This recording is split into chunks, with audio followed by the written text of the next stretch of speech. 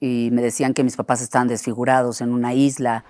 Por alguna razón, en ese momento dije, hoy es el último día que te voy a cargar con vida. Santiago ya empezaba a convulsionar. Ofréceselo a Dios, Maite. Les queremos dar la opción de desconectar a su hijo. Tuve que ir a una terapia para aprender a llorar. El papá le rompe el antebrazo a mi hijo mayor.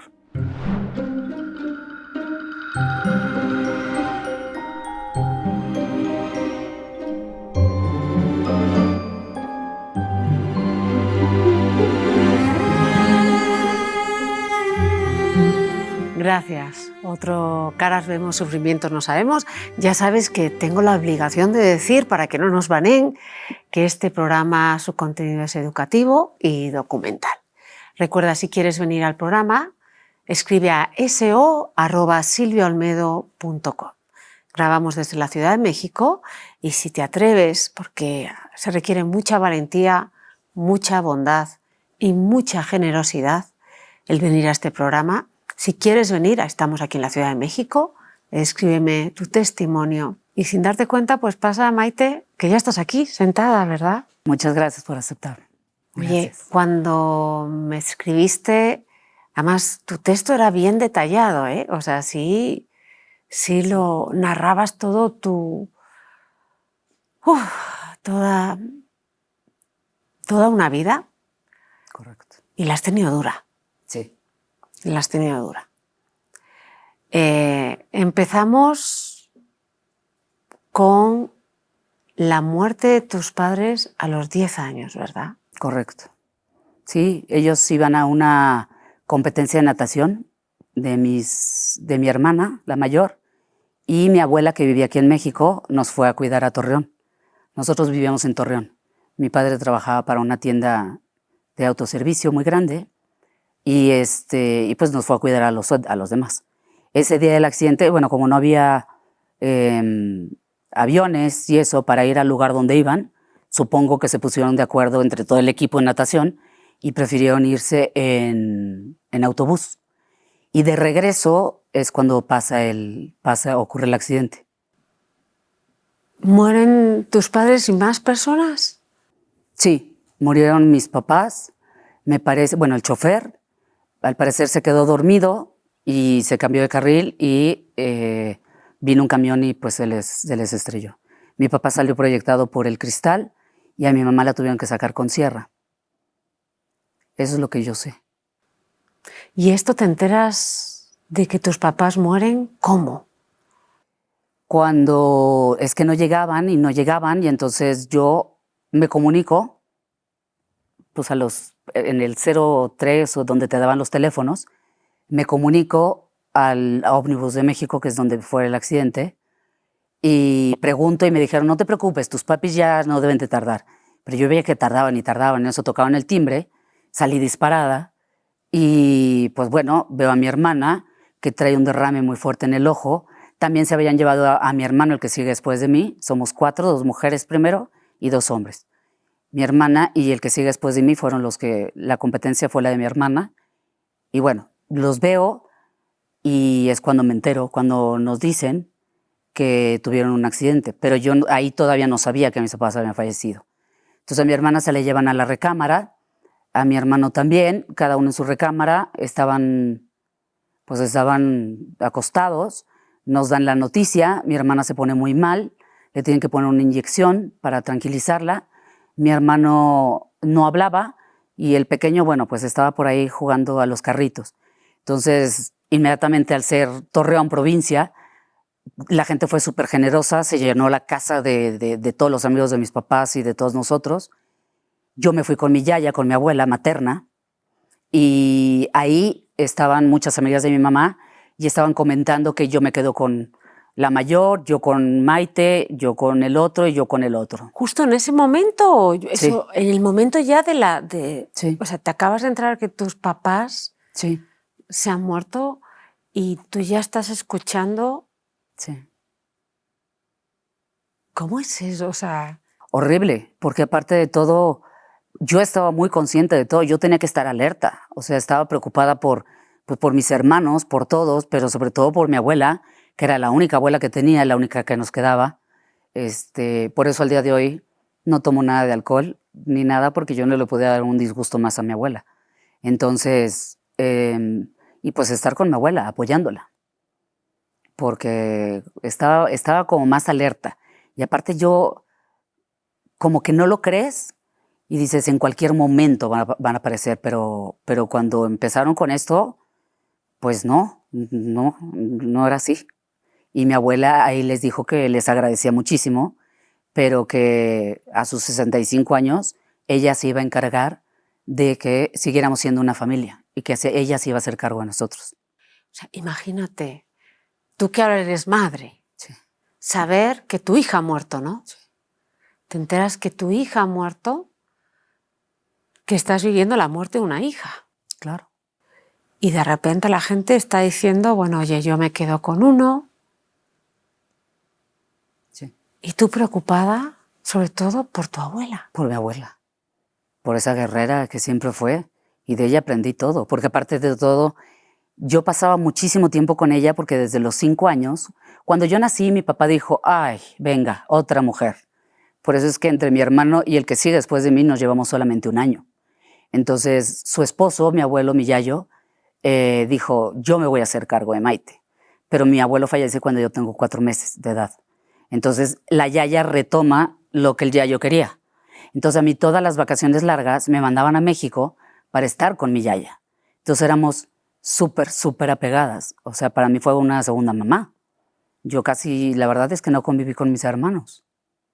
Entonces, yo estaba muy preocupada por ella, porque yo decía, pues yo perdí a mi mamá, pero yo veía a mi abuela ya de 65 años y yo no quería que le pasara nada. Y pues bueno, ahí estuve al lado de ella, perfecto. Y fíjate que todavía te colocas en el lado de la cuidadora y no del lugar de la hija que ha perdido una mamá. No, sí, no. No, la relación con mi yaya era demasiado estrecha. Mi abuela y yo fuimos pues madre e hija. Me llevaba a viajar, me llevaba a conocer, vivía en el centro. Antes de que murieran tus padres. Antes de que murieran mis padres. O sea, ya desde los 5 años, ellos me mandaban todas las vacaciones largas acá a México. ¿Cómo fue enterarte también que tu papá había muerto? Pues mira, la verdad es que todo fue súper rápido, vendieron la casa rapidísimo, nos trajeron a vivir a Ciudad de México. Yo allá estudiaba en una escuela mixta en el colegio americano. De repente nos venimos a vivir a México con una tía abuela de mi papá que yo ni conocía y su hija, y pues que ellas iban a ser nuestras tutoras. Yo no entendía lo que era tutora ni no entendía nada. Y el caso es que lo que mi abuela arreglaba todos los papeles, empezamos a vivir con estas señoras. Estas señoras, la verdad es que nos maltrataban muchísimo. Me llegaron a cargar del cabello sin tocar el piso porque no me dejé depilar las cejas a los 10 años. Entonces, y nos castigaban diciéndonos que no íbamos a ver a la yaya el fin de semana.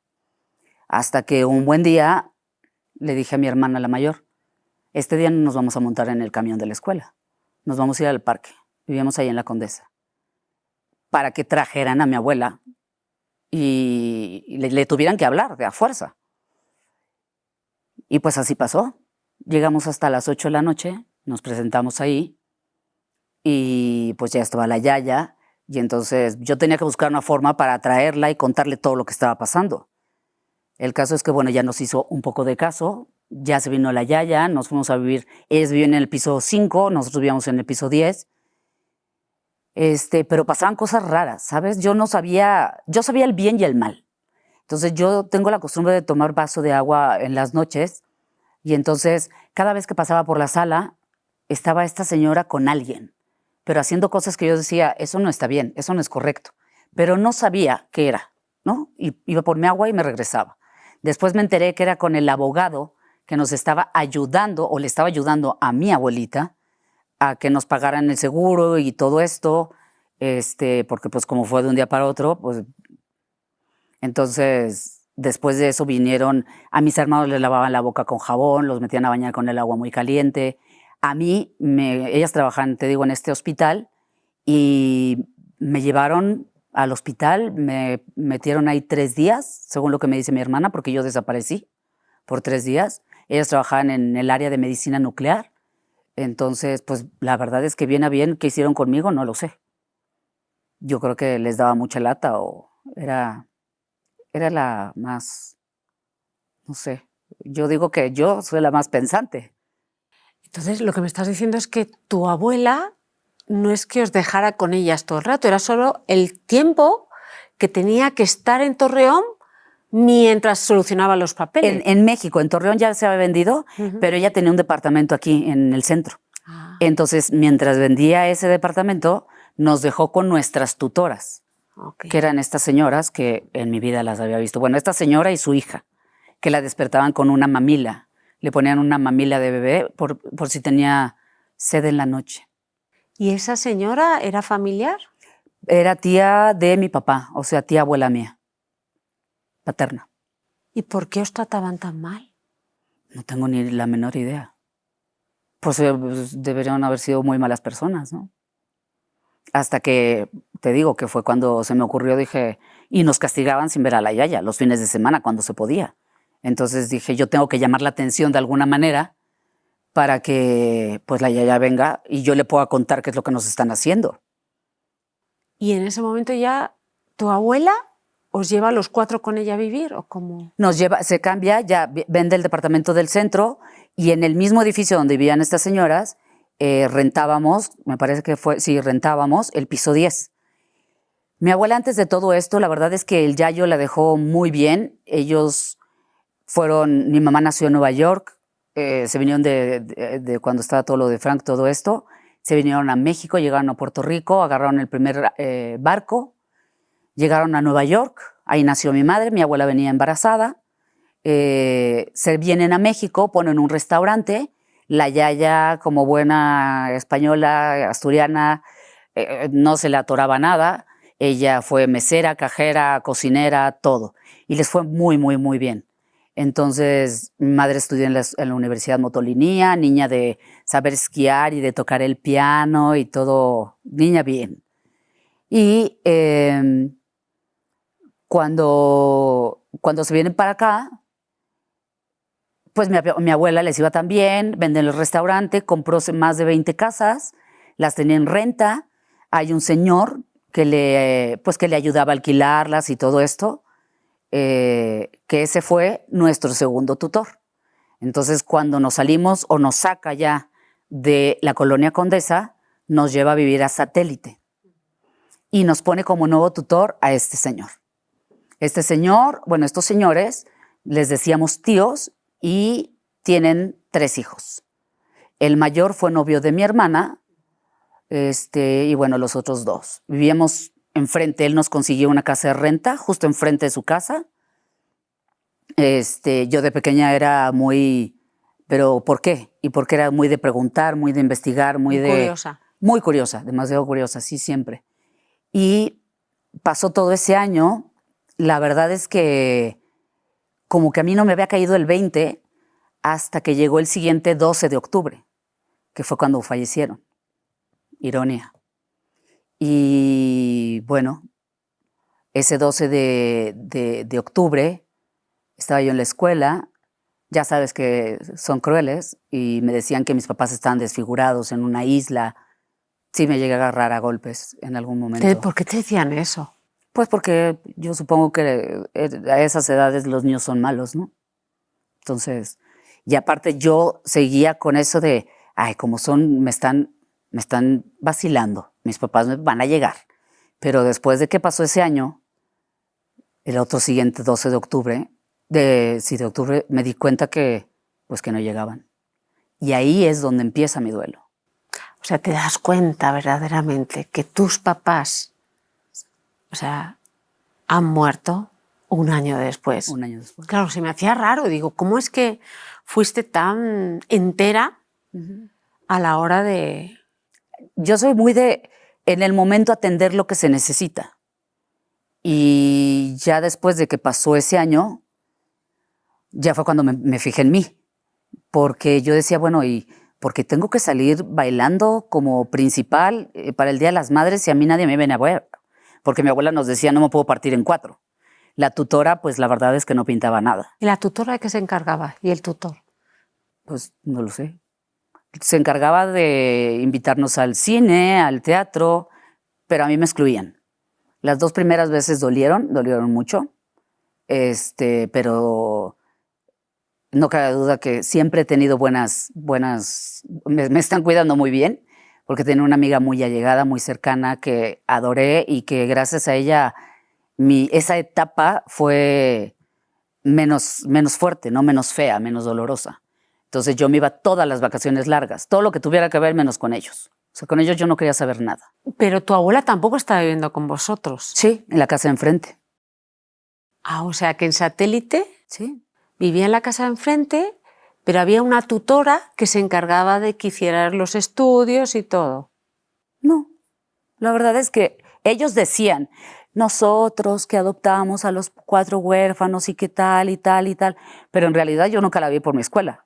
Yo llevaba muy buenas calificaciones, la verdad, pero nunca estuvieron como para oírnos, escucharnos o algo. No, no, no, no. Lo único que recuerdo de ahí fue que, te digo, yo me iba con mi amiga, vinieron mis 15 años, en mis 15 años se les ocurre que nos fuimos a... Esa parte la tengo un poco borrada nos fuimos a Laredo o a Bronzeville o a algún lado, íbamos a Estados Unidos. Y nos fuimos en coche, en el coche de ellos, y yo venía a la parte de atrás, pero bueno, yo con estos tíos, mis tutores, yo siempre era la rebelde, a pesar de que yo empecé a trabajar a los 14 años dando clases de natación. Llegaba de la escuela a las 2, comía, me arreglaba, me iba a las 3, 3:30, ya tenía que estar adentro de la alberca dando clases, hasta las 8 de la noche, que también me regresaba, me hacía de cenar, lavaba mi traje de baño, mi toalla, mi tarea y todo, me dormía y a las 5:30 pasaba el camión de la escuela por nosotros. Entonces, bueno, esa fue mi vida y así fue todo el tiempo. Y luego, en convivencia con estos señores, pues era eso de... Tú vienes al cine, me brincaban a mí, tú y tú. Te digo que las 2, 3 primeras veces dolieron, pero después dije, mejor. Porque cada vez que yo preguntaba algo, siempre era, ay, Maite, otra vez, otra vez. Yo era su piedra en el zapato. Vienen mis 15 años, nos vamos de viaje y pues bueno, de regreso, el segundo de ellos me empezó a hacer unos tocamientos indebidos, que por muchos años eso lo tuve como muy, muy guardado, muy olvidado, de esas cosas, como algo tan fuerte, tan traumático, que lo olvidé, ¿no? Y hace poco que lo recordaba, lo cité a él. Nos fuimos a un restaurante, me dijo que como mi hermana, su pretexto para haberme hecho lo que me hizo fue que como a mi hermana, sus papás la querían mucho porque era la novia de su hermano mayor, entonces él se sentía desbancado por mi hermana. Y entonces, pero que yo sí le gustaba, pero que entonces, o sea, su disculpa nunca la entendí, pero esas fueron sus razones para haberme tocado como me tocó. Veníamos de regreso con una mantita y él pues metió los dedos y me introdujo y todo eso. Y obviamente Maite tenía que estar callada porque ¿tú crees que le iban a creer a esta loca? Que decían que yo era pues la loca, ¿no? Porque es un acto de penetración, eso no Sí. es un tocamiento, eso es una violación. Sí, tal cual. Así fue. Imagínate, todos en el coche y esto, y yo con mi cara de palo, con dolor, pero sin poder gritar, pero sin poder hablar, pero sin saber qué era lo que estaba pasando. Y para mí llegar fue borrón y cuenta nueva. Yo ya no quiero saber más de esta familia. O sea, obviamente esta familia ya... ¿Se lo dijiste a tu abuela? No, mi abuela no nos creía. O sea, ¿no te creía o no se lo dijiste? No se lo dije Ok. O sea, no se lo dijiste porque pensabas que no te iba a creer. Claro, Ok. claro, porque como les hacía tanto caso a ellos, porque la pobre, le entiendo, o sea, la entiendo. Ella necesitaba que alguien le ayudara a orientarnos a nosotros. Entonces, no lo dije, no lo dije. Pero sí se lo dije a él. Y eso ya lo sané. Y esa te pidió perdón, que... No, se excusó, más bien diciendo que como preferían más a mi hermana que a él, que bueno, que yo le gustaba, pero que en aquel momento se notaba mucho la diferencia de edades y todo, pues eso fue lo que me dijo. ¿Y él era mayor de 18 años? Sí, claro. Sí, yo estaba cumpliendo los 15 y te digo que él mismo cuando me pide la disculpa o se excusa, me dice que yo le gustaba, pero que se notaba mucho la diferencia en aquel momento. Él debe tener 4 o 5 años más que yo. O sea, que hay una persona que te violó Sí. y que, o sea, encima buscó una excusa para justificar. Justificarse. ¿Y cómo consigues perdonar eso? Porque parte, muchas veces, no siempre, ¿eh? Sí. Parte del perdón muchas veces, no siempre, está vinculado con que la otra persona, digamos, reconoce el daño causado, se pone en tu lugar, te dice lo siento, intenta ver una reparación. Ahí no hubo nada. No hubo nada. Ok. No hubo nada. ¿Cómo lo hiciste? Pues mira, como he hecho algunas veces tantas cosas que confrontar. Yo siempre he confrontado. Aunque duela, pero hay que confrontar. Luego yo me quedé con ok, yo sí se lo dije y se lo dije en su cara, ¿no? Entonces, con eso fue más que suficiente para mí. Para ti. O sea, por lo que veo eres una persona con una falta total de un cariño. Aunque tuvieras a tu abuela, que te quería mucho, no estaba tan presente. No, y aparte ya era muy diferente cuando pues ya estábamos los 4, porque ya no era mi yaya de las vacaciones largas. De hecho, mis hermanos me tenían mucha envidia por eso. Y entonces de ahí surge la idea de irme a hacer mi preparatoria a Torreón. Todos nacimos aquí, menos el más pequeño de nosotros, y a mi padre le ofrecen este trabajo en Torreón, y fue allá donde tenían el accidente y donde nos criamos, donde fue la infancia más hermosa que pudo haber tenido. La verdad es que esos 10 primeros años de mi vida, ahora dicen, es que un pequeño de 10 años sabe perfectamente bien lo que está bien y lo que está mal. En mi caso fue así. Yo sabía perfectamente bien, desde lo que yo sabía, que estaba bien y que estaba mal. Estabas ávida de contención, de protección, de cariño. Sí. Y conoces a un chico que está estudiando medicina. Sí. ¿Y cómo es él cuando lo conoces? Lo máximo de la vida, porque siempre fuimos muy buenos amigos. La verdad es que fue un noviazgo precioso, increíble. Yo había alquilado un apartamento muy chiquito, porque, bueno, mi abuela estuvo en la Beneficencia Española, ninguno de los 4 teníamos casa propia, entonces estuvo en la Beneficencia Española, nos repartíamos los gastos. Yo pude alquilar un departamento chiquitito y mi hermano más chico, que vivía en casa de unos amigos muy queridos, me lo llevo a vivir conmigo. Pero a mí me pagaban lo mismo que yo pagaba de renta. Entonces, y el agua, y la luz, y el gas, y la comida. Entonces, pues tocaba bañarse con agua fría y como fuera. Y entonces, este novio, pues le robaba comida a su mamá, nos daba, a mi hermano y a mí. Y bueno, pues yo hablaba con mi jefe y le decía, por favor, necesito, que por cierto, fue el esposo de mi hermana. No el hijo de mis tutores, otro. Entonces yo le explicaba, oye, si son esto de renta y esto es lo que me pagas, es que es la misma cantidad, o sea, necesito. Entonces, de repente por ahí me daba y era con lo que pagaba los servicios. O sea, me estás contando que tu abuela acabó de beneficencia, o sea, sin dinero. En la Beneficencia Española. ¿Teniendo 20 departamentos alquilados? Pues las casas, tenía más de 20, 25, que el tutor, que este tutor del que te hablo, que eran mis tutores, los padres de esta persona, de estos 3 señores, y del señor que me violó, era el administrador. ¿Qué fue lo que pasó con esas casas? No lo sé. No tengo idea.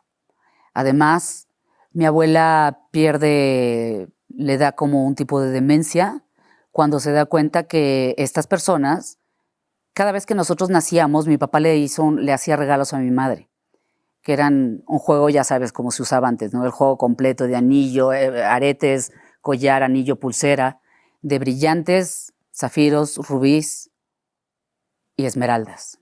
Eso yo los vi, yo sabía, yo Existían, sabía. ¿verdad? Existían, claro, claro, claro. Yo lo sabía. Y entonces mi abuelita, pues, como necesitaba tenerle confianza a alguien, pues él las tenía a estas personas.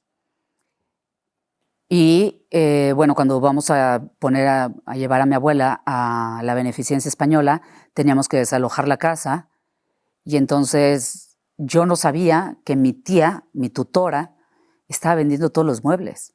Ese mueble maravilloso, ropero de mi abuela y su tocador hermosísimo, que desde pequeña lo conocía y todo, ya todo se lo había vendido. Y casualmente se lo vendió a la esposa al hermano mayor, al hijo mayor de estos tutores. Entonces, cuando yo llego a la casa, mis hermanos callados no decían nada. Mi hermana me dice, esta vajilla que siempre te la ha prometido la yaya, la llevó mi tía a Liverpool para ver cuánto costaba. Entonces fui, pues le toqué la puerta hasta que casi se la tumbo, le troné los dedos y le dije, ¿qué está pasando aquí? Pero pues, ¿qué está pasando? Ya había pasado. Después de algún tiempo me encuentro una libretita, ella tiene una letra, pues, como cada quien tenemos nuestro estilo, una caligrafía especial, donde decía que había vendido cada uno de los juegos, de las joyas, casualmente a sus familiares. Ella se quedó con alguno que todavía le dijo a mi hermana, cuando vayas a alguna boda y lo necesites, me avisas. Pero a mí no me decían nada porque ya sabían que yo me iba a empanterar. Entonces, pues bueno. O sea, te quedas sin tus padres, sin tu abuela, sin sus recuerdos, y por parte de la parte paterna de tu padre no hay nadie de su familia. No, hay una tía Marisa, que es la hermana de esta señora que nos golpeaba, que nunca he conocido, que vive en Pontevedra, Vigo, pero que ni siquiera conozco. Más adelante, cuando nos fuimos, bueno, cuando se fue mi novio, que después se volvió mi esposo, esta persona maravillosa y divina que nos casamos en cuarto de medicina, pues yo trabajaba duro, tuvimos a nuestro primer hijo. O sea, decides apoyarlo a él en su carrera. Totalmente, totalmente. Porque era muy vocacional. Sí. Amaba lo que hacía. Amaba lo que hacía. Yo lo veía pleno. Vino nuestro primer hijo y entonces, bueno, pues yo me tenía que abocar porque nos estaban ayudando sus papás. Su mamá no me quería mucho, que digamos, una persona bastante complicada. Yo soy muy directa, pues es que, pues así me ha tocado. Y yo soy de confrontar y decir las cosas de frente y a la cara. Entonces, me tocó trabajar, dejé los estudios de lado porque pues, era más importante. ¿Qué estabas estudiando? Pues mira, me quedé trunca en administración de empresas, en lo que iba y venía, en los trabajos y la escuela y todo, pero no terminé de estudiar. Entonces, pues bueno, aposté todo por él, ya teníamos a nuestro hijo, entonces los papás sí nos ayudaban, pero te digo que la mamá, por ejemplo, era de, pues a ver cómo le compran pañales. Entonces, pues yo tenía que trabajar. Entonces, yo siempre estuve trabajando para por lo menos, pues apoyar en algo para mi hijo. Mientras que el que era tu marido seguía intentando, porque la carrera de medicina es eterna, ¿no? Es eterna. Fue cuarto medicina, después viene el año de servicio social, luego viene otro año de no sé qué, y luego se fue a estudiar ginecobstetricia, que fueron otros 4 años. Después de ginecobstetricia, él hizo un máster en biología de la reproducción. Y ahí pasa una cosa, o sea, te quedas embarazada de tu segundo hijo. De mi segundo hijo. Teniendo en cuenta que tu suegra no te quería, pero ¿por qué no te quería? Pues mira, lo que pasa es que ella quería a alguien que fuera súper católica, súper cristiana, súper, pero ella, digo, esas son como que las peores. Y entonces quería otra persona para su hijo. Yo no era la candidata más ejemplar. Pero tu suegro sí era lindo contigo. Muy lindo, muy lindo. Yo siempre, hasta el día de hoy, siempre voy a estar muy agradecido con él.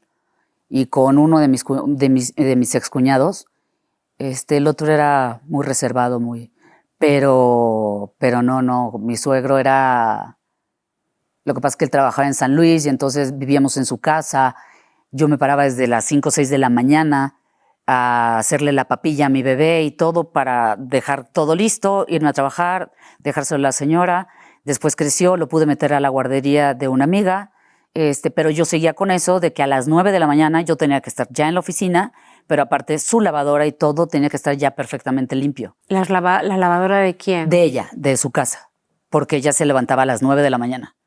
Entonces llevaba a mi hijo a la guardería, lo traía, iba creciendo, yo llegaba, le hacía sus papillas y todo, y me lo encontraba con una bolsa de papas de este tamaño, de las gigantes.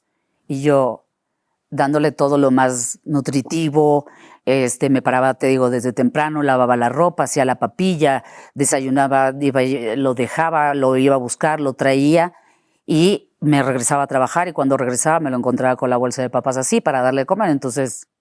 Esto es solo pura curiosidad. ¿Y por qué no se fueron a vivir los tres juntos? Estábamos viviendo los tres juntos en la parte de abajo, los papás de él, nos ofrecieron vivir ahí en su casa. En la parte de abajo era un cuarto de juegos que tenía un interfón, un intercomunicador. No como los de ahora, que tienes que levantar el telefonillo y contestar, sino era un aparato así que no servía, pero que la señora mandó a arreglar. Y entonces era un poco complicado tener intimidad y poder platicar. O sea, yo estaba vigilada por todos lados. Y después el papá de él, de hecho, me contó que si yo dejaba mis cigarros, por ejemplo, ella iba y los tiraba. Y entonces yo me volvía loca buscándolos y pues no lo encontraba. Iba y se metía la ropa, sacaba la ropa de mi bebé para lavarla a ella. Entonces, pero bueno, era lo que tocaba y lo que había.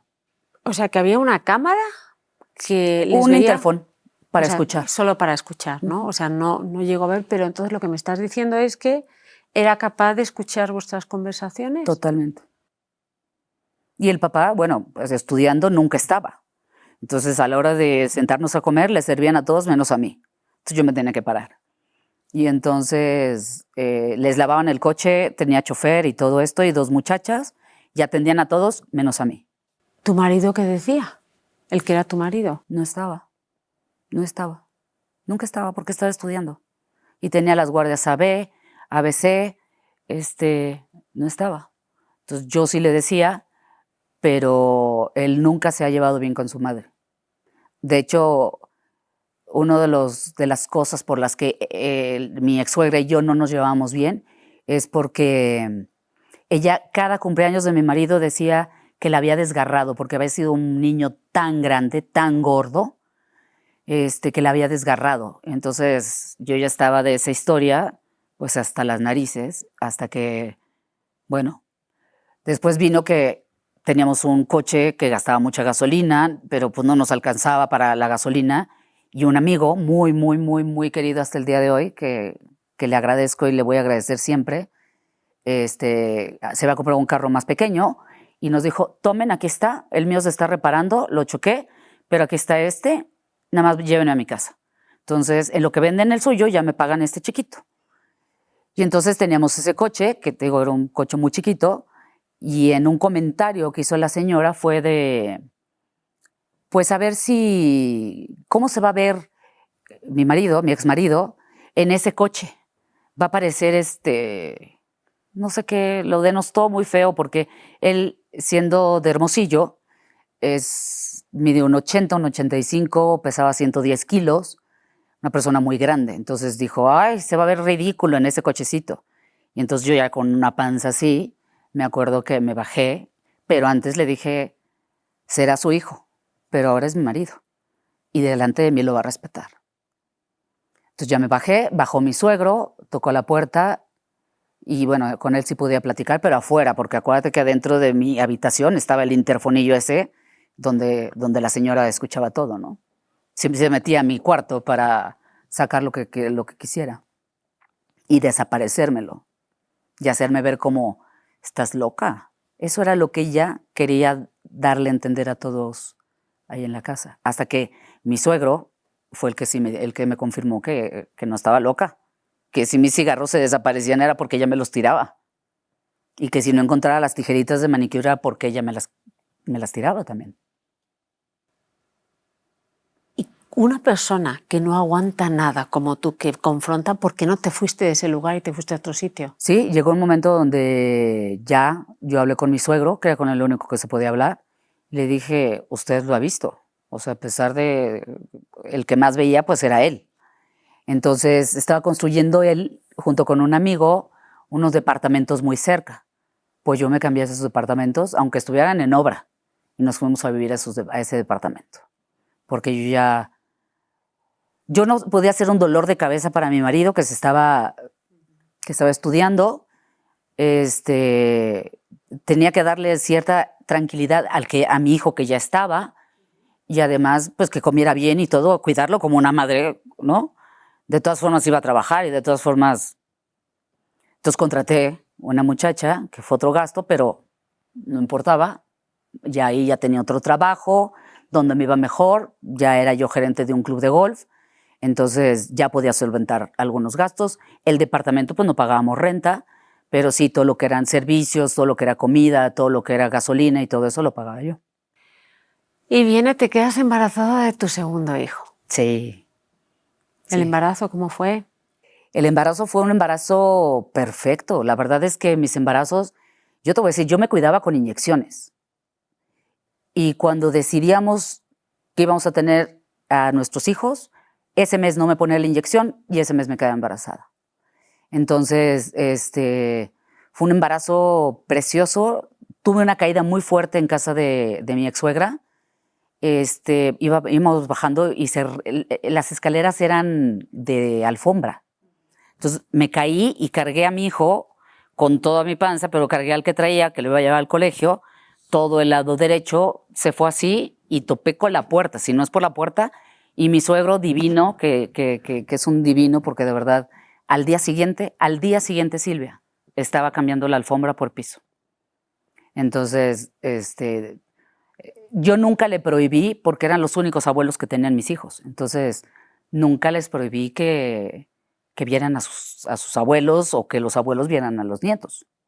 Entonces ya nos vamos a vivir allá. Pasaba mi suegro, yo le ponía a Santiago, a mi segundo hijo, el mayor se llama José, este era Santiago, lo ponía en su bambineto, le ponía sus mamilas, sus pañales, todo. Entonces mi suegro se lo llevaba con la señora. Un ratito, no sé, 1 o 2 horas, un par de horas, pero para mí era importante que sean los únicos abuelos, pues bueno, tenerlos cerca, ¿no? Ya que de este lado pues no había nadie. Y pues bueno, el papá seguía estudiando ginecobstetricia, era muy buen médico, y una noche Santiago empezó a llorar y a llorar y a llorar, tenía 3 meses. Ya dormía él en otra habitación. Te falta una cosa importante, el parto. El parto. El parto fue mi segunda cesárea. La primera cesárea estuvo muy chistoso porque cuando me entero que estoy embarazada, tenía 6 semanas de José. Y me dieron fecha para finales de septiembre y dije, no, van a ser el 10. Y nació el 10. Cuando estábamos yendo en Chiconcuac al servicio social y de regreso, hubieras visto yo con las contracciones y en lo que encontrábamos un teléfono y bueno, pero bueno, ya nació José. Ahora con Santiago. Fue una cesárea ya programada, ya sin sustos. ¿Quién te asistió al parto? Pues mira, no debió haber sido así, pero fue el papá, mi esposo. mi ex esposo. Él se empeñó en que me iba a hacer la cesárea y él quería traer a su hijo al mundo. En medicina no se recomienda y no es bueno que si son familiares seas atendida por tu familiar, en este caso mi esposo. Entonces, cuando nace Santiago, se le van agua al pulmón, estuvo en terapia intensiva, lo bautizamos de hecho ahí. Llegué, mi esposo en aquel momento no me podía llevar a la casa como estaba lo de la cesárea, íbamos a estar en casa de la señora, de mi ex suegra, para que estuviéramos mejor, ¿no? Entonces me lleva mi hermano. Y mi ex suegra me dice que ese día había dado la orden, llegó yo sola, Santiago se quedó en el hospital internado, ella había dado la orden de que no se hiciera nada de comer, que no se preparara absolutamente nada de comer. Entonces mi hermano me dijo, pues toma para que te compres algo y bueno, otra vez resolviendo. Y ya, resolví. Nace Santiago, está en terapia intensiva. Lo tuvimos que bautizar ahí en terapia. Y bueno, ya, logra salir de terapia intensiva, me lo llevo a la casa, llego yo con mi niño, y ahí es donde me dice mi suegra, perdón, ahí es donde me dice la señora, yo ya di la orden, aquí no se te lava una sola mamila, y hoy no, di la orden para que no hubiera comida. Entonces, teniendo 2 personas que la asistían. 2 personas y un chofer, sí. Sí. Entonces, pues bueno, pues otra vez al rescate mi suegro, porque yo dije, yo no podía darle, no tenía, mi pezón es pezón de niña, o sea, Sí, no. invertido, sí. Sí, entonces, por más que la pezonera y todo eso y que te sacas, la verdad es que era un rollo y no podía. Entonces yo dije, ¿y ahora si no tengo un peso? Entonces mi suegro nos dio, le compré la fórmula y así, y ya, cuando vimos que ya, fue cuando yo dije, yo ya quiero mi departamento, yo ya me quiero ir de aquí, por favor, por piedad, por lo que más quieran. Y fue cuando nos fuimos a rentar. Santiago tenía 3 meses, mi hijo mayor ya estaba dormido, nos íbamos a dormir, Santiago empezó a llorar, yo me quise parar. Yo era súper delgada, muy, muy, muy, muy delgada. Esta persona, mi ex esposo, pues, te digo, un 80, 85, me pesaba 110 kilos, no me dejó parar, me dijo, ya está en edad de que duermas solo. Entonces yo ya que lloraba, pero sabes que las mamás sabemos cuando es un llanto de algo está pasando y algo es de a lo mejor un pañal, este era un llanto diferente, Silvia. Este era un llanto que algo pasaba, o sea, que algo le estaba doliendo. El caso es que no me dejó parar, en repetidas ocasiones no me dejó parar, y pues que él era el doctor, que él era el que sabía, narcisista al fin y al cabo, ¿no? Yo creo que algo de narcisismo tiene que tener.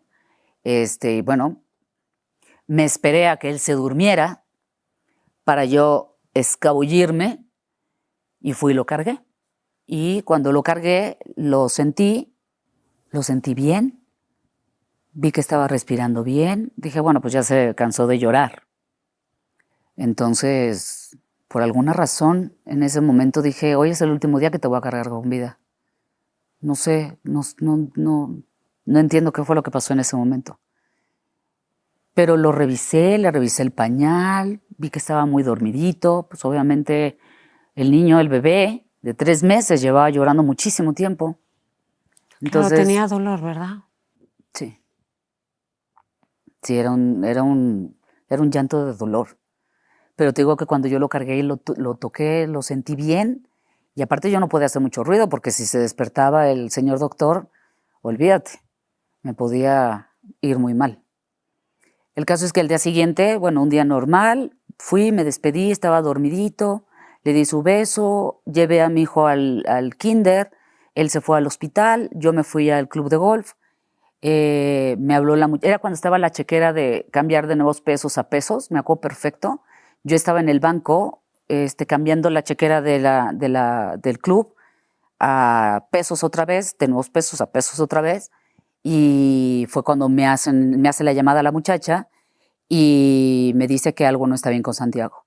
Entonces me voy corriendo para la casa, me encuentro a un amigo que estaba construyendo, de hecho, los departamentos que te digo que estaban en obra negra, y le digo, es que no puedo ni manejar, no sé qué pasa. Entonces Santiago ya empezaba a convulsionar. Entonces me fui rapidísimo al hospital donde trabajaba el papá, que le hablé, obviamente, al papá, y llegando, él se metió a bañar con Santiago y a mí me sacaron. Yo veía que entraban muchísimos doctores, no me decían absolutamente nada. Nada más me acuerdo que se acercó la de Relaciones Públicas del hospital y me dijo, ofréceselo a Dios, Maite. Yo en ese momento dije, le quise decir, vas y a Chihuahua un baile, ¿no? O sea, yo decía, ¿cómo que ofréceselo a Dios? ¿Por qué se lo tengo que ofrecer a Dios? Si Él me lo dio, ¿no? Entonces, pues bueno, yo veía entrar doctores con sangre, con los guantes, pero yo no sabía qué era lo que estaba pasando. Hasta que me dicen que lo tienen que trasladar, lo tenemos que trasladar. Entonces llega la primera ambulancia, pero no venía bien equipada. Entonces tuvimos que esperar una segunda ambulancia. Lo llevamos al infantil pediátrico y en el infantil pediátrico no dormía. No, ¿cómo le hice? No tengo idea. No tengo hoy por hoy no te puedo decir. Yo siempre tenía un problema de sueño, siempre. Desde muy chiquita fui sonámbula. Entonces podían pasar 3 días y al cuarto día dormía 2 horas nada más. Entonces, hasta que ya a pie de escalera, porque yo le decía al papá de mi hijo, que es el médico, o sea, tú dime o tú métete, investiga qué es lo que está pasando, a mí que me digan. El caso es que mandaron traer a un neurólogo y a pie de escalera, así en el descanso de una escalera para subir a donde estaban los cuneros, nos topamos con el neurólogo y me dice, ¿usted es médico? Le dije, no, yo no soy médico. Me dijo, bueno, por tratarse de que su marido es médico, les queremos dar la opción de desconectar a su hijo. Le dije, ¿por qué lo voy a desconectar? Me dijo, porque ya lo revisé, mire, para que me entienda. Hay 5 capas en el cerebro. 4 están completamente ya comprobadas, checadas y todo, que están completamente fundidas. No sirven, no funcionan. ¿Pero de qué murió? Todavía no lo sé. Lo que a mí me dijeron en ese momento fue que al parecer le iba a dar una gripa muy fuerte. Hasta el día de ayer, antes de venir que sabía que venía para acá, vi por primera vez su acta de función. Y dice algo, una palabra que no me acuerdo, pero algo del cráneo, y choque múltiple, que es una falla orgánica múltiple, supongo. Le escribí a 2 amigos, pero no me contestaron, porque les dije, tradúceme por si me preguntan, poder decir. Pero lo que a mí se me dijo en ese momento fue que al parecer le iba a dar gripa. O sea, al parecer. Y yo le pregunté al doctor, pero es que lloró, su papá no me dejó pararme, me paré, y cuando yo me paré y lo cargué, lo toqué así porque no podía hacer mucho ruido, porque me lo había prohibido su padre. Entonces, el doctor, entonces yo no sé si fue negligencia, pero era ginecólogo, el papá, o fue nada más que un mal padre y ya está. El caso es que me explicó el pediatra que después, cuando sube la temperatura a más de 40 grados, cuando tú tocas a una persona, la temperatura al contacto, no notas que haya temperatura.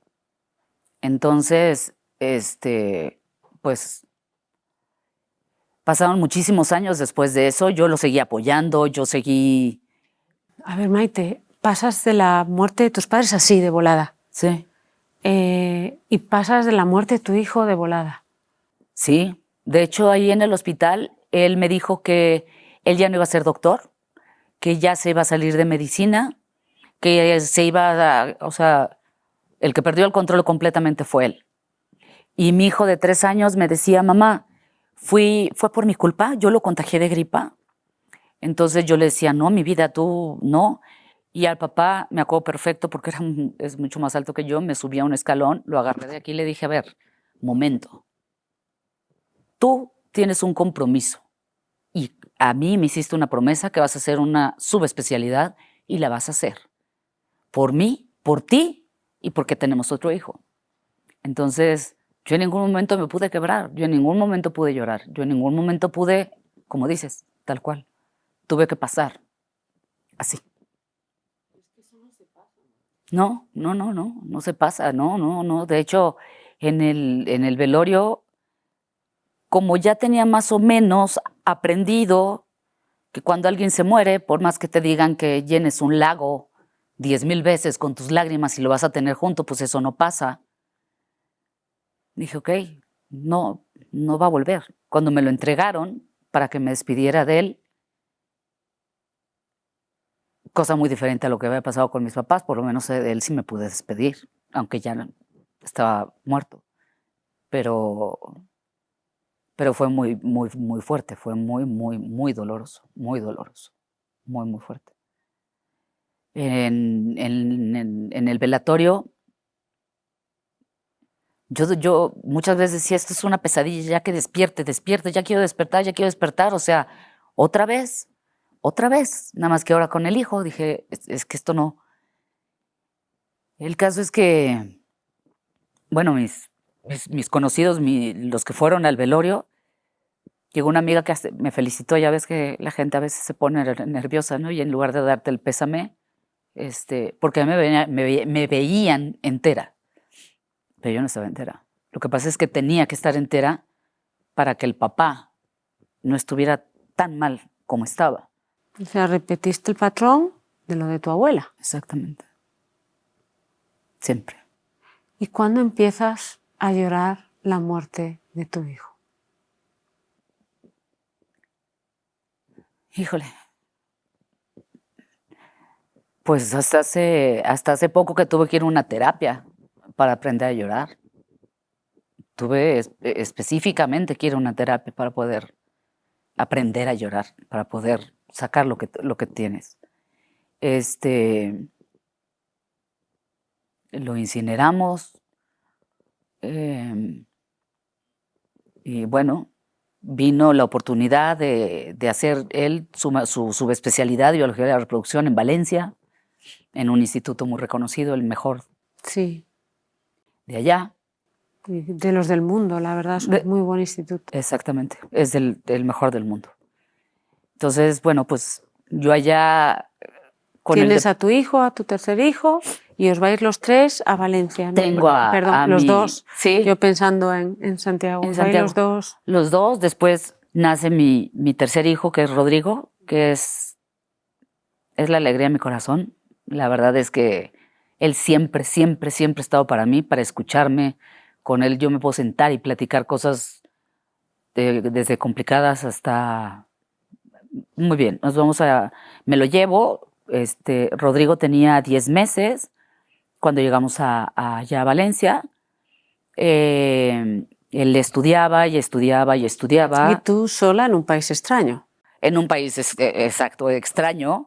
Donde... Y además con un doble trauma, porque la gente, cuando el abuelo te dice, hola abuela, tú es que eres de aquí, pero cuando llegas ahí dices, yo es que yo no soy de aquí, yo soy distinta, yo como mexicano, siento mexicano, hablo como mexicana. Sí. Sí. Bueno, aparte de la discriminación en mi vida siempre estuvo, ¿no? Porque era la huérfana. Me acuerdo que conocía chicos que iban a ser mis novios y me decían, ¿sabes qué? Mis papás no quieren porque eres huérfana. Una de esas grandes amigas mías, su mamá, mientras le serví de entretención para su hija, que también me servía a mí para huir de mis tutores, también le llegó a decir en algún momento, lo que pasa es que Maite es huérfana, no tiene papás. Y entonces, ¿qué va a pasar cuando la sociedad y digan todo esto, no? Pero bueno, obviamente llegando a España, por favor, y me permite, y obviamente, pues allá no se estila así. No. Entonces, bueno, desde el súper me encontraba con que allá había un pasillo y había más de 100 marcas diferentes del detergente, desde unas bolitas que nada más las echabas y se diluían y se deshacían ahí. Entonces, ¿sabes lo que me tardaba yo en el súper? Y aparte era de ponerle la peseta, porque me tocó la transición, un año de pesetas y el siguiente año de euro. ¿Cómo se le ponía la monedita para sacar el carrito? O sea, desde esas cosas, o Mercadona, que yo le echaba pues una peseta y me botaba. Y como típica mexicana, yo la raspaba en el piso, la volvía a meter y nada. Entonces, otra vez, a estacionarme, bajar a mi niño, ahí voy con él cargando. Señorita, disculpe, y ya te avientan una moneda especial, ¿no? Que es así. Entonces ya la metía y ya podía salir. Pero bueno, todas fueron novatadas, todo esto, ¿no? Nosotros vivíamos allá con lo que mi suegro nos daba por la renta del piso. ¿Que era un piso suyo? Sí, de él. Sí, yo... O sea, sí ha sido muy generoso tu suegro. Muy generoso. La verdad es que él y yo ¿Está siempre... vivo? Sí. Qué bien. Sí, yo lo quiero muchísimo. Aunque, bueno, ahora por otras circunstancias que ahorita te platico, no nos vemos, porque así tiene que ser. Pero yo le manejaba a él todas sus inversiones y todo. Ni sus hijos, ni su esposa, nadie sabía nada de su dinero, de lo que tenía, hasta que llegó un momento donde le dije, oiga, es que ya tenemos mucho, esto ya es mucho, y no puedo yo con esa responsabilidad, o sea, tiene que avisarle a sus 3 hijos y a la esposa. Y me dijo, ¿en qué crees que valga la pena invertirlo? Le dije, en ladrillos, en departamentos. Entonces, el fin de semana, yo ya le tenía una lista interminable. Entonces fue así como se hizo de los departamentos, de los que ahora él vive de sus rentas. Entonces él, Nos tu ayudaba exmarido acaba esa gran especialidad. ¿Cómo era la convivencia con él? Pues la verdad es que fue muy complicado porque como tú bien dices, o sea, llegar a un lugar donde pues toda mi procedencia viene de allá, pero... Pero eres muy dulce comparado como son ellos. Exactamente. Que y son mis hijos crudos como yo solo. Y mis hijos llegaron a pedir una paletita, ¿no? Un polo. Bueno, entonces, eso de paleto, pues bueno. Y entonces, un día, Rodrigo estuvimos en 2 pisos. En el primero, que quedaba a la vuelta del IBI, yo estaba con mi escoba y mi hijo Rodrigo gateando, y en eso abre la puerta mi exmarido y Rodrigo, papá, no me dijo una sola palabra, se metió, abrió la puerta de todos los baños, de las recámaras, de los closets, se asomó abajo de las camas, y yo con la escoba y Rodrigo nada más, papá, gateando detrás de él, y se fue, azotó la puerta, le pregunté qué había pasado, me dijo nada, ¿ok? Le dije, oye, pues ya que vivimos en un lugar donde hay playa, ¿por qué los españoles le dan la espalda a su playa? O sea, y aparte, ahí los niños pues pueden jugar más y todo esto. Entonces nos cambiamos a un piso que estaba en Alboraya, ahí en la carretera en la 7, y ahí vivíamos con la mejor chufa de toda España, de Chimo, y nos cambiamos para allá. Rodrigo ya tenía 1 año, entonces yo vivía en el piso 6, en la planta baja había un kinder, una guardería, donde llevaban a los niños todo el día o así. Entonces yo decido que Rodrigo, yo necesitaba nada más 4 horas para limpiar, para trapear, para barrer, para la ropa, para ir al súper, para ir a pagar los servicios, todo. Entonces dije, ok, lo voy a meter, y entonces lo puse de 9 a 1 de la tarde. El dueño de esta guardería era un chico muy mono, pero las cuidadoras, que eran monísimas también, cualquier cosa yo me asomaba del 6º piso y pues yo veía a Rodrigo cuando estaba jugando y lo sacaban ahí a la playita y yo lo estaba viendo de cualquier manera. Entonces, bueno, pues ya pasó ese tiempo. Fue muy buen estudiante, le ofrecen traerse el IBI aquí a México, junto con otro colombiano, se lo traen aquí a México, regresando de Valencia, pues yo le decía, ¿cómo le vamos a hacer? O sea, ¿cómo le vamos a hacer si te estás trayendo algo y cómo lo vamos a pagar? Y yo, pues mira, vendemos los coches y a ver cómo, pero lo hacemos, ¿no? Para que sea socio y todo esto. Pues lo hicimos. Cabe señalar que estábamos casados por bienes mancomunados. Cuando él estaba en cuarto de medicina. Cuando tenía una mano adelante y la otra detrás. Cuando ganaba 80 pesos al mes en el Seguro Social. Y seguía mancomunados, ¿no? Sí, sí, todo el tiempo. Entonces ya nos venimos a vivir nos regresamos ya de Valencia, puso el IBI, aquí nos empezó a ir mejor, entonces me dice, oye, pues nos está yendo mejor. Le dije, bueno, ya vamos a salirnos del piso de tu padre y vamos por lo nuestro. Y me dijo, no, pero si aquí, que le dije, no, vamos por lo nuestro. O sea, esto es de tu papá. Si se lo deja, no nos lo va a dejar a nosotros, que se lo deje a los nietos. Pero si nos está yendo bien, invirtamos. Entonces busco yo un terreno en un fraccionamiento muy padre, muy bonito, de Zona Esmeralda. Construimos la casa. Bueno, construimos yo con el arquitecto, porque pues este marido estaba todo el tiempo trabajando. Antes de cambiarnos, se estaba construyendo la casa, vivíamos en este departamento y un día él había llegado, los niños estaban por ahí por el salón, por la sala, jugando, y en eso oigo, yo me estaba por meter a bañar, oigo que mi hijo Rodrigo, el menor, llora y se para bufando el papá, ¿no? Pensando que José, el mayor, le había pegado, pero no había pasado eso. Yo en eso nada más oigo que empieza a llorar el mayor, yo salgo con la toalla así amarrada y pues ahí fue que le rompe el brazo, le rompe el antebrazo a mi hijo el mayor. El papá le rompe el antebrazo a mi hijo mayor. Porque pensó que algo le estaba haciendo a Rodrigo y entonces lo jaló. Y yo nada más vi que el brazo se veía así todo ondeado. Me dijo, tú te quedas aquí, yo lo voy a llevar al hospital. Le dije, no, de ninguna manera. Rodrigo se queda con la muchacha, yo voy al hospital porque es mi hijo. Entonces mi hijo no podía ni llorar del dolor. Entonces nada más me decía, ma, tú no te vayas. Entonces, pues bueno, ahí estuve. Le acomodan, le ponen el yeso, pasa todo esto. Y le dije, tienes de dos. Una, el Ministerio Público. O dos, es ir a tomar terapia. Obviamente, él siendo médico, escogió al médico, prefirió la terapia. Llegamos con este psiquiatra. Duramos en terapia pues 6 años. Ahora me vengo a enterar que no es psiquiatra y él me medicaba. Él me estuvo medicando, 4 medicamentos diferentes. Le hablé hace poco para que me dijera cuáles eran esos medicamentos, porque ahora tengo hipotiroidismo, que digo, debería estar hecho pero bueno, trato de cuidarme. Si es provocado por a lo mejor alguno de los que me diste, pero bueno, ese fue el psiquiatra que el señor doctor, mi ex marido, escogió. Entonces, ya empezamos a ir, fueron 6 años de terapia. Pero, a ver, lo has dicho, ¿era psiquiatra o no? Cuéntalo. No, era psicólogo.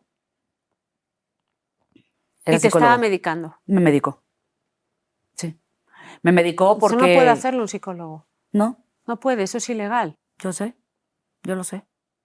Y me medicó porque pues yo no dormía. Obviamente, imagínate si después de lo de Santiago, yo que cuando tuve a Rodrigo, ¿no? Yo iba y revisaba y con el espejo a ver si estaba respirando. Claro, obsesión con... Exacto. Y aparte en el hospital, cuando desconectaron a Santiago, que se tardó más de 8 horas en irse,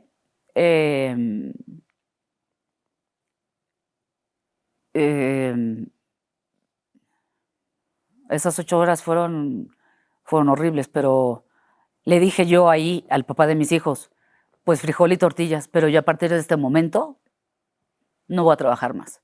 Que cabe decir que mi jefe, tan compasivo y tan empática que es la gente, me mandó decir con otra persona que me diera por corrida del trabajo. Que fíjate qué chistoso, acudió al velorio de mi hijo y me dio el pésame. La gente es muy rara. Entonces, bueno, pues ya yo seguía adelante y adelante y adelante, y Valencia y México, y luego viene lo de la ruptura del brazo. Y tú no tienes una idea, Silvia, lo feo que yo sentía cuando en el colegio o quien fuera le preguntaban a mi hijo qué era lo que le había pasado. Mi hijo les decía que se había caído de la bici. Pero no fue la bici, fue su papá. Entonces, Pues bueno, fíjate fuimos. que tú me dices una cosa. A ti te daba miedo ir a agarrar a tu hijo bebé. No me dejaba, sí. Entonces, ¿en algún momento tuviste maltrato físico por su parte? En cuanto empezó a ganar 2 pesos en lugar de 1, se puso en el papel de que aquí el que paga manda. Y se le olvidó que entonces era yo, aquella mujer echada para adelante, que no le daba miedo nada, que siempre lo apoyé desde que nos casamos en cuarto de medicina, de aquella amiga que conoció, que nos hicimos novios, que fue una relación muy bonita, muy padre. Entonces ahí fue donde se le olvidó. Yo le sacaba el papelito de los 80 pesos del Seguro Social y le decía, no despegues los pies de la tierra, no despegues los pies de la tierra. Y pues bueno, fue horrible, ya horrible. Pero el terapeuta decía que sí éramos compatibles. Dijo, primero te tengo que mandar a investigar y hacerte un electroencefalograma y no sé qué tanto para descartar que estés loco. Y eso pasó. Lo interpretó, le dijo, no estás loco, pero si esa ira no la controlas. Entonces, pues bueno, yo le dije, yo lo que quiero es que si estamos aquí los dos hoy, ahorita, aquí con usted, nos diga si podemos seguir juntos. Entonces dijo, vamos a esperar unas sesiones y yo les voy a decir. Pasaron esas sesiones, nos dijo, hacen un equipazo, van para adelante. ¿Tú lo amabas? Yo creo que ya no. Sobre todo a raíz de la muerte de... Porque el amor tiene muchas cosas, ¿no? Que es admiración y es amistad, es muchas cosas. Entonces dejamos de ser amigos, dejé de confiar en él, en el sentido de que yo ya iba a hacer las cosas que yo quisiera. Fue por eso que tomé la determinación desde el hospital de decir, yo me voy a dedicar a cuidar a mis hijos. Tú sigue estudiando, sigue haciendo lo que tengas que hacer, pero yo ya no me voy a separar de mis hijos. Bueno, de mi hijo, y luego vino Rodrigo. Entonces, pues bueno, siguió, empezamos en terapia. Un día nos acabamos de meter al gimnasio. Era un día lunes. Yo estaba ahí que me moría. Y en eso teníamos una inversión fuera de México, en Estados Unidos, y suena mi teléfono y veo que es un 305. Dije, eso es Estados Unidos, pero no es más bien Miami, no es de donde teníamos el dinero. Dije, no, yo mejor contesto, porque si ya se va a vencer la inversión, y a mí me matan, me mata. Entonces, bueno, previo a esto, todas las noches era yo acostada, él acá, ya me habían medicado para que yo pudiera dormir, yo con los medicamentos encima, y era de llegar 10 de la noche, viene su papá desde las 8, y cada quien corríamos a su guarida, o sea, a nuestros cuartos. Y llegaba y hiciste la tarea, no hiciste la tarea, no sé qué, no sé qué. O sea, tratar de hacer padre por 10 minutos, que yo le decía, no lo hagas así. O sea, pero bueno, él siguió, porque el que mandaba pagaba. Entonces, bueno, lo hicieron ya, seguíamos en terapia, iba a la clínica, yo respetaba su lugar de trabajo, yo cuando me tenía que hacer mis estudios, que él me los hacía, pues era cuando iba, pero yo respetaba mucho su espacio. La llamada de Estados Unidos, en esa llamada, pues me hablan, perdón, contesto y me dicen, lo primero que me dicen es, tu esposo está bien. Y dije, ok. Y mi segunda, o sea, y lo que yo contesté fue, ok, ¿con quién me engaña? Y pues resulta que era el esposo de la mujer con la que me engañó. Entonces, pues bueno, ahí fue cuando el terapeuta, el psiquiatra, lo sabía, yo le hablé a él y la explicación que me dio, yo le recomendé que te lo dijera porque tú no te merecías esto y esto. Le dije, pero es que yo también era tu paciente. A mí me tuviste que haber preparado, por lo menos, para el golpe que se venía. El caso es que pasó todo esto, yo le di la oportunidad, platiqué con él, le dije, oye, ¿me has engañado alguna vez? Y pues el que pregunta se aguanta, ¿no? Y me dijo de otra, que yo no, ni me la sospechaba. Y resulta que había habido otra, pero de esta no me decía. Hasta que yo le dije, o me lo dices tú o saco los 60 correos que tengo acá. Se puso como león, porque tengo todos los correos. O sea, todo lo que yo estoy hablando, todo lo tengo perfectamente documentado, absolutamente todo lo que ha salido de mi boca. Y entonces le dije, bueno, vamos a hacer las cosas bien. Son las 6 de la mañana, dame mi lugar como tu esposa, vamos con el terapeuta y vamos a ver qué es lo mejor, o sea, la mejor forma de separarnos por el bien de nuestros hijos. Y me dijo que no se pensaba rebajar ante mí, que él ponía un pie fuera y no iba a regresar, pero que en la tarde pasaba por los niños para contarles. Le dije, no, les vas a contar enfrente de mí. Entonces ya llegó, les platicó, mis hijos se pusieron muy mal, ahí sí fue cuando lloré muchísimo.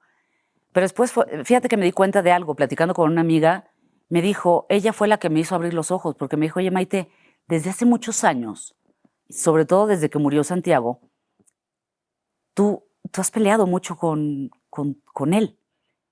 Entonces le dije, entonces, ¿qué es lo que me duele? Y me dice, es que no sé. Le dije, yo sí sé, es mi ego. Era mi ego. Claro, como otra mujer. Y yo, que me había fletado con él desde cuarto de medicina y todo, o sea, venía así como que de la nada y pues ya tenía la mesa servida, ¿no? Pero en realidad yo ya no lo admiraba, no lo respetaba, ya no lo amaba. La verdad es que no. Mucha gente me decía, es que ya supéralo. Después de que me divorcié de él, no lo superé. O sea, para mí fue una fiesta. En ese divorcio, estamos casados por bienes mancomunados, él tenía una mega clínica donde me tenía que dar toda la mitad de todo y todo, pero yo la verdad es que, otra vez, bueno, él es el que trabaja, yo no pude estudiar, él siempre les decía a mis hijos, su madre no es nada. Ahora, como él era el que pagaba, él mandaba. Su madre no es nada. Y estás loca. Y muchas denostaciones. Fueron muchas agresiones verbales, las que quieras. Y el caso es que nos divorciamos, a mí nada más me dejó la casa, él todavía me invitó a que me fuera a vivir con él a Cancún porque iba a abrir una clínica allá. Y le dije, ¿y yo qué voy a hacer en Cancún? No, mira, podemos hacer como que somos novios y todo. Y yo le dije, bueno, a ver, tú sí ya de plano estás loco, mal de la cabeza. O sea, ¿qué ejemplo es para tus hijos? Y yo no quiero eso. O sea, yo me voy ahora como tu amante, ¿por qué no te llevas a la que traes? ¿No? Entonces, bueno, pues ya total que le dije que no. Después ya me acabé mudando para poder estar cerca de mis hijos. Mi hijo mayor se fumó un porro de marihuana.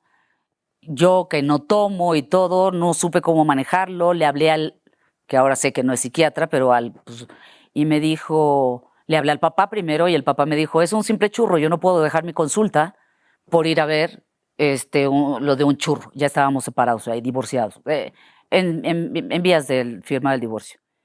Y entonces pues le hablé al psiquiatra o a alguien en quien apoyarme para que me aconsejara.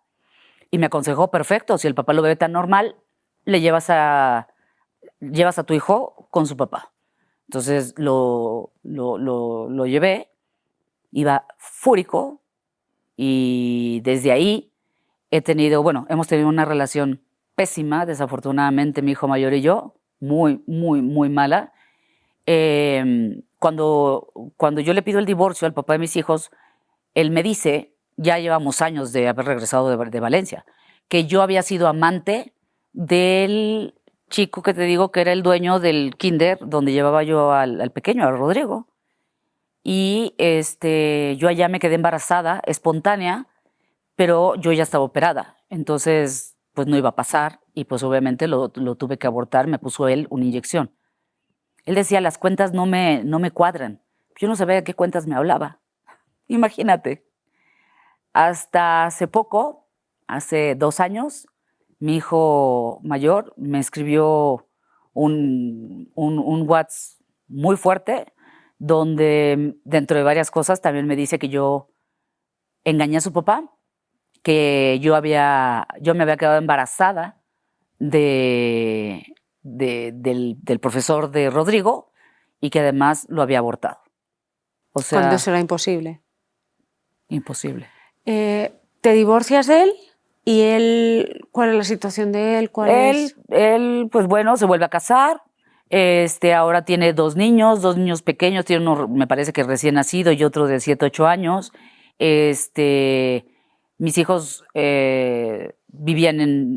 intentaron vivir en su casa. La esposa nunca los aceptó.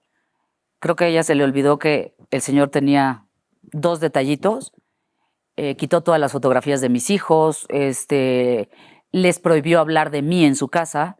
Mi hijo, el más pequeño, que es el que siempre me ha dado mi lugar como mujer, siempre, y es el único hombre sobre la faz de la tierra que lo ha hecho, le dijo, oye, pues no la vamos a mencionar, porque les prohibió decir mi nombre, entonces no vamos a mencionarla, pero ¿qué sentirías tú si yo te dijera que no mencionas a tu madre? Entonces ella, la grandiosa idea del papá, nuevamente el que pagaba mandaba, les rentó una casa en Cancún con el tema de que ya traíamos ahí el tema de un cigarrito, un porrito, y olvídate, eso se volvió un despelote completamente. Yo iba y me cambié a vivir a Cancún, vivía cerca, yo quería que se vinieran a vivir conmigo, pero ¿Lo has perdonado a tu exmarido? sí. Sí, él sabe perfectamente bien lo que hizo. Él es una persona que todo el tiempo niega y niega y niega y niega y niega. Pero por más narcisista, por más, no sé, que sea lo que tenga, porque pues el terapeuta nunca me dijo. Yo hay cosas que no quiero hablar porque creo que todavía necesitas terapia. Fíjate, creo que... Y se me hace abrir una caja de Pandora en el que el viento no es una brisa, sino es un huracán. Creo que te hace falta llorar mucho. Sí. Creo que te hace falta superar 2 duelos. Y un tercero, que es un matrimonio que más allá de que lo ames o no, ya, pues si esas 3 cosas no las superas bien, en la mitad de tu vida que te queda no vas a ser una mujer plena. Y con lo que has construido y con lo que eres capaz, yo creo que te lo mereces. Muchas gracias. Sí. Entonces, quiero el compromiso tuyo, Sí. de que busques o un psicólogo clínico o un psiquiatra para ti y que a partir de ahora solo pienses en ti. Okay. Y en hacerte grande tú. Así Lo que viviste es demasiado fuerte. Y yo sé que hay muchos, ¿y si hubiera hecho esto? ¿Y si la otra persona hubiera hecho lo otro? No, viví muchísimos años con él y si no lo hubiera desconectado, hasta que gracias a Dios otro ángel, un neurólogo pediatra, me dijo, fue lo mejor que pudiste hacer. Ahí respiré un poco. Un poco. Entonces, lo que tienes es tus hijos. Sí. Y esa relación se va a sanar. Cuando tú estés sana, se va a sanar. Y aun cuando se sane, ¿quién va a ser la primera persona? Yo. Tú, Maite. Yo. Tú. Sí. ¿Has tenido mala suerte en tu vida en algunas cosas que te impiden disfrutar la buena suerte que has tenido en otras? Sí. Sana esos 2 duelos. Y el tercero, que dentro de unos años dirás, menos mal. Sí, sí, sí. Sí, sí, ese. La verdad es que creo que ese es el más leve de todos. O sea, ese. Bueno, No, a mí lo que me duele es por el lado de mis hijos, Pues que eso. los he hecho a un lado. Ay, te corresponde sanarlo a ti. Eso es lo que voy a hacer. Tu parte con ellos te corresponde a ti. Sí. Son adultos, se van a dar cuenta. Gracias, Maite. Gracias a ti, Silvia. Muchas gracias, de verdad. Te lo agradezco mucho. Y eso haré. Hazlo, por favor. Sí lo voy a hacer. Muchas gracias.